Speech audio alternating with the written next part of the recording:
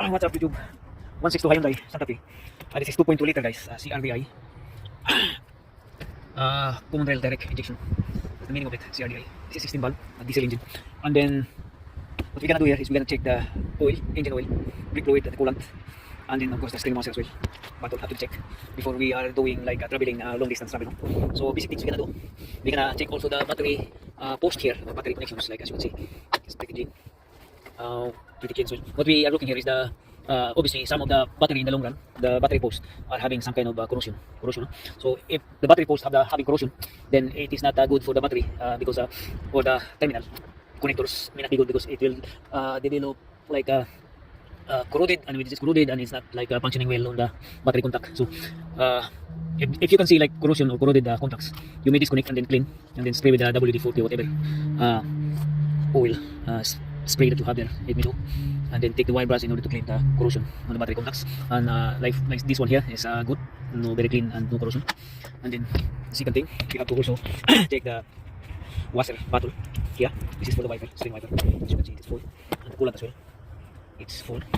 And try to smell also the coolant. If it is bad smell, then obviously the coolant need to be changed, like replaced with a new or fresh coolant on it. And then you have here the brake fluid reservoir. Brake fluid reservoir is clean. It's yellowish. Normally brake fluid has to be like yellowish color. That's the normal way. And if you can see like your brake fluid is brown, dark or green color, then that means the brake fluid is no longer good, no? So it's bad. Those are the bad color of the brake fluid, because the brake fluid has to be like a yellowish color. And then another thing, you have to check also the dipstick, the oil, obviously, engine oil. And we have here, like here, is a maximum. See that? Maximum. So it's good. So this is a good engine. It's not eating oil like. So obviously, because we maintain it very good. No? And then see also the turbo area. If you can see like oil leaks or whatever. But as of this moment, the turbo condition is very good. There's no oil leaks and everything's good. Yeah, as you can see.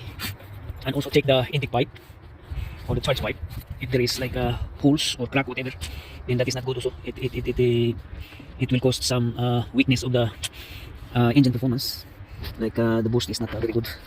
And also, yeah. So if the turbo intercooler pipe has the crack or holes on it, then you have to change it, because it's not good for the engine performance. It has less power or less torque, as you can see.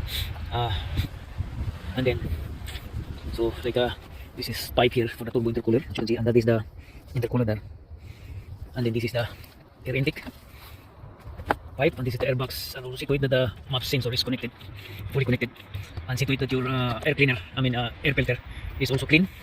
And if it is dirty, then you have to change it, because the air filter, guys, is very very important, especially if you when we are talking about a turbo, because turbo is a very very delicate and very very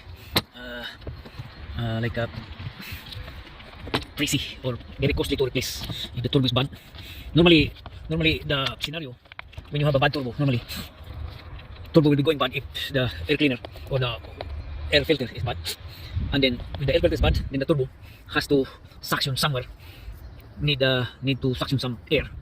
If the turbo is very kind of hard to suction from the air filter, then the turbo has to suction some air, getting air into the breather pipe. And that's why the turbo will be gone in the long run, because the oil seal on the turbo on the inside will pass very worn past in that case.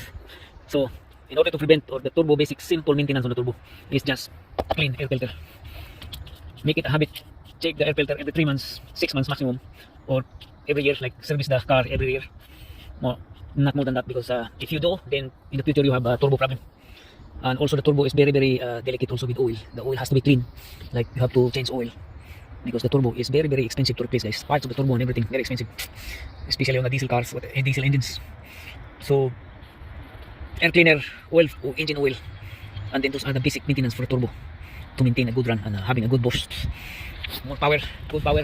That's the turbo thing. And then you're gonna have to check the fuel injector. As you can see, the fuel injector is a bone dry. Yeah, everything's good. So we have here, this is the fuel rail sensor, and this is the fuel regulator, this one here. So everything here between this one and this one, they have to communicate each other in order to deliver a good fuel economy, and then an accurate and stable distribution of the fuel system. No? So the function of this one, this is a fuel sensor. It will sense pressure here, and if this one here giving signal that the fuel pressure is too much, then this regulator here will control and will like assist. She will regulate the fuel that comes into here. Okay, and mostly if the fuel regulator like this one here is bad, then there will be like hard starting, or in some instance like if the fuel regulator is bad, then so as the fuel injector, like it will develop abnormality of the fuel distribution system. Like the cause is it has the back pressure is very high than the usual, like normal, or like injector to spray on the inside motion chamber.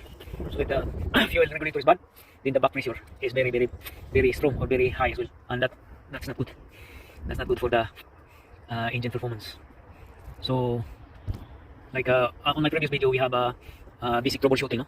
On my previous video, as you can see, on how to troubleshoot engine doesn't start, or engine no cranking or whatever. So we have there on our previous video. This one I'm just showing you on the basic things to check before traveling or having a long distance trip. So these are the things that we need to check before travel very far. Like check the brake fluid, engine oil, coolant, and then the screen washer bottle, and then the battery contacts.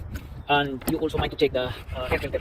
As I mentioned, air filter is very important, especially on the turbo side, because if the turbo sucking dirty air, then it will having like a premature wear and tear of the bearing inside, or the impeller kind of worn, and it will make wobbly or noise.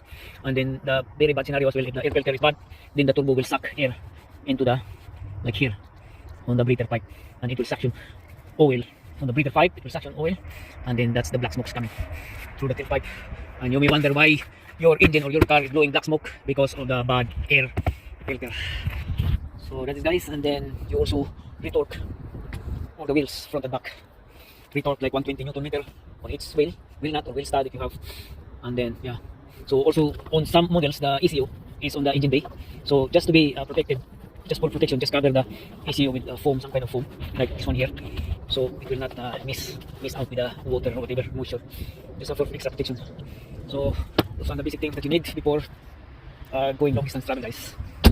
And also check the lights, back lights, brake lights, head lights, fog lights, and everything. So actually I love this ion-dized engine. This is all-wheel drive. All-wheel drive, a very strong and a powerful engine. So as mentioned, this here. So this is a good